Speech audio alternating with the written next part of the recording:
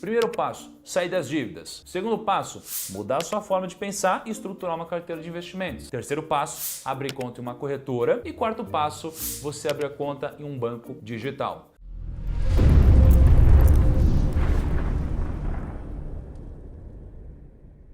O meu objetivo no vídeo de hoje é te dar um passo a passo do que você deve ou pode fazer para investir corretamente o seu dinheiro. Então vamos começar com o primeiro D. O primeiro passo é sair das dívidas. Mas se você não tem dívidas, então você pode passar para a etapa 2. Qual que é a etapa 2? É a mudança de abordagem. Porque você não tem dívidas. Só que a gente precisa adequar o nosso mindset também. Porque é o nosso mindset que vai produzir dinheiro.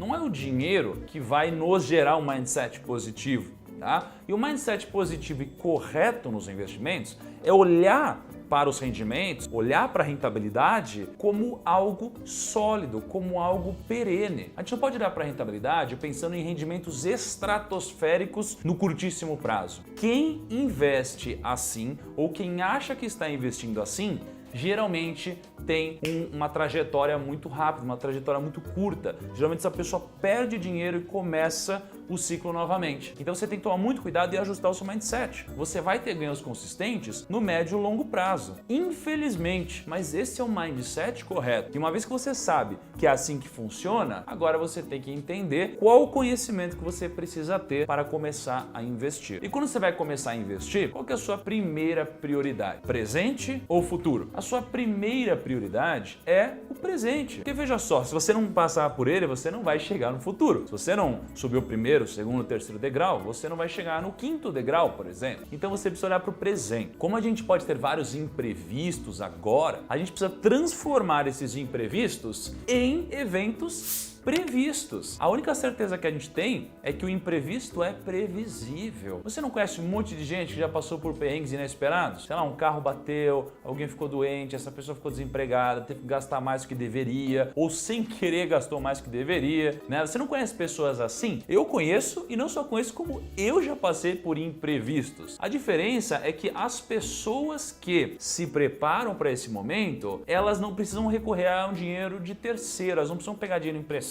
Elas têm dinheiro para se financiar. E como que a gente faz para se preparar para esse momento? A gente forma o nosso fundo de emergência ou o nosso fundo de oportunidade. Qual é a mecânica disso? Antes de eu pensar em qual aplicação eu vou colocar meu dinheiro, eu preciso pensar na estratégia. As minhas aplicações vão atender a minha necessidade, o meu objetivo. Qual que é o meu primeiro objetivo? Eu ter 6 meses do meu custo mensal guardados. 6 meses do meu custo mensal guardados. Então, se eu tenho um gasto de, sei lá, vai Kaique, fala um custo mensal aí, R$1.200. Então, se eu tiver um custo mensal de R$1.200, então eu vou precisar ter 6 vezes R$1.200. Então, eu vou precisar ter R$7.200 guardados, ok? Por quê? Porque se acontecer algum problema, eu consigo pelo menos viver mais 6 meses com a mesma qualidade de vida que eu tenho. Só que, caso você seja um empreendedor ou um profissional autônomo, você tem uma receita muito mais imprevisível, não é? Tem mês que entra muito dinheiro, tem mês que não entra e às vezes a gente fica muito tempo sem receber, né? Então, o legal é que a gente se prepare um pouquinho melhor. Então, ao invés de você ter 6 meses do seu custo mensal, a ideia é que você tenha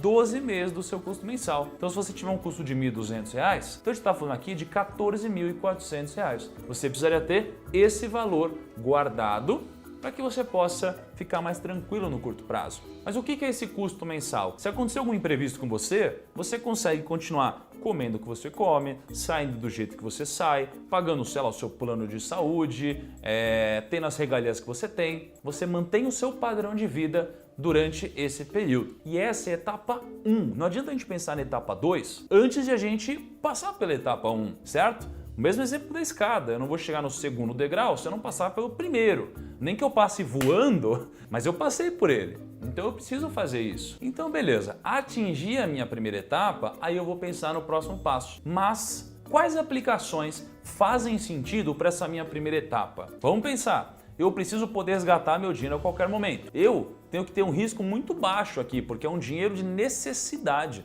não um dinheiro que vai me enriquecer. Agora, se eu tenho uma liquidez alta, liquidez é a velocidade que eu transformo minha aplicação em dinheiro. Se eu tenho um risco baixo, a minha rentabilidade dificilmente vai ser muito alta. né? Porque não existe uma aplicação assim, seria tipo o super trunfo dos investimentos. Isso não existe. Quais aplicações se enquadram nisso? Você tem uma série de aplicações. Você tem o Tesouro Selic, você tem um fundo DI e você tem um CDB com liquidez. Essas são as 3 principais aplicações que suprem essa nossa necessidade. Então beleza, Thiago, eu já passei aqui no meu fundo de emergência.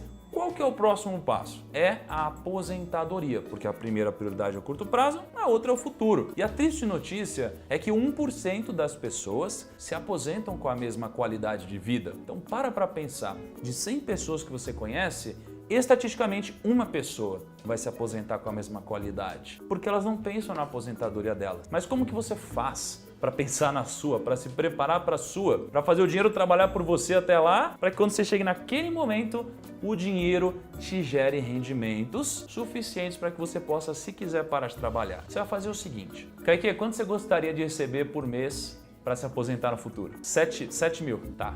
Então o que você vai fazer? Você vai pegar um valor, no caso do Kaique aqui, 7 mil reais, e você vai multiplicar isso daqui por 300. Olha que simples. 7 mil reais vezes 300 vai dar 2 milhões e 100 mil reais. Então quem quer se aposentar ganhando 7 mil reais por mês, pode mirar em 2 milhões e 100 mil reais. Então lembra, primeiro objetivo, fundo de emergência. Então era 12 mil reais, esse é meu objetivo número 1. Atingir, qual que é o próximo objetivo? Aposentadoria. Qual que é o meu objetivo de aposentadoria? 2 milhões e 100 mil reais. Ok, todo mês eu vou aplicar para chegar lá. Agora quer ver um negócio? Vamos fazer um cálculo aqui. Kaique, me fala o seguinte, você tá com quantos anos hoje?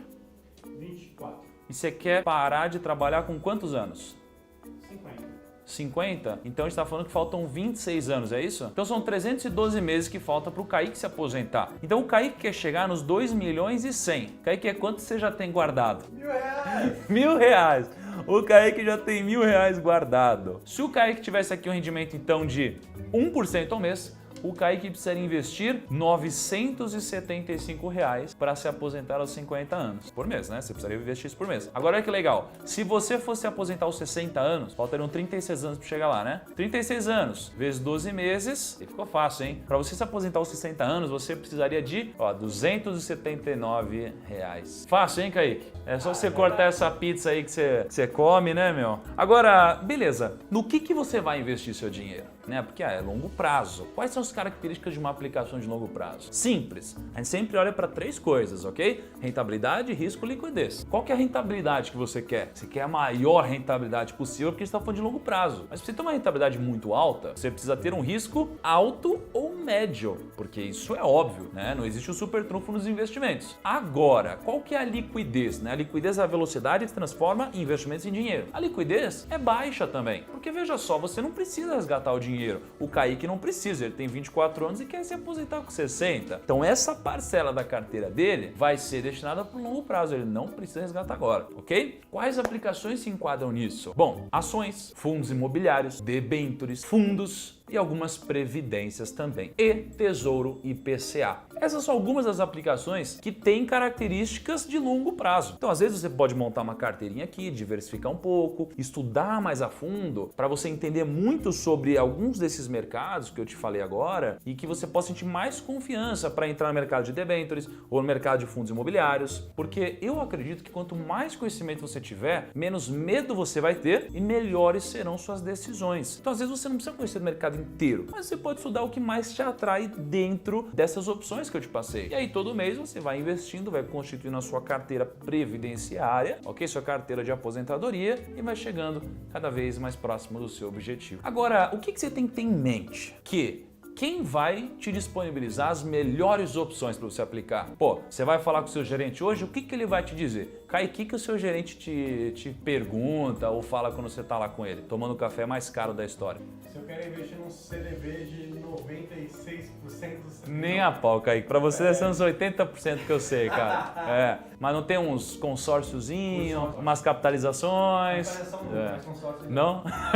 Então assim, o que acontece? O banco, ele vai te oferecer as coisas do próprio banco, sabe? Não é que o banco é do mal, é que o banco é uma empresa. É assim que uma empresa pensa. E o funcionário da empresa empresa, você não gostaria que ele pensasse na empresa? Na verdade, o erro tá aqui, o erro tá na nossa cabeça, é a gente que tá errado, não é a pessoa do outro lado que tá oferecendo pra gente um produto que não é condizente. Porque a gente precisa ter conhecimento para entender o que é bom e o que não é pra gente. Então o que a gente quer? A gente quer liberdade. Então hoje, ao invés de você ir num banco que não vai te oferecer opções de outros bancos, por exemplo, você pode ir numa corretora. A corretora ela vai fazer um papel de aglomerar quase todos os produtos disponíveis no mercado financeiro e com uma conta, um cadastro numa corretora, você pode acessar o produto que te dá o melhor resultado, o que faz mais sentido para você. Você tem liberdade de escolha e você pode abrir conta na corretora que você quiser. Todas elas são gratuitas e você pode comprar rentabilidade, prazo, você tem opções. E aí é contigo. Só que tem alguns cuidados que você precisa tomar. Por quê? A gente está começando a investir, eu tenho, sei lá, R$100, eu quero começar a aplicar bem. Eu vou lá e abro uma conta numa corretora.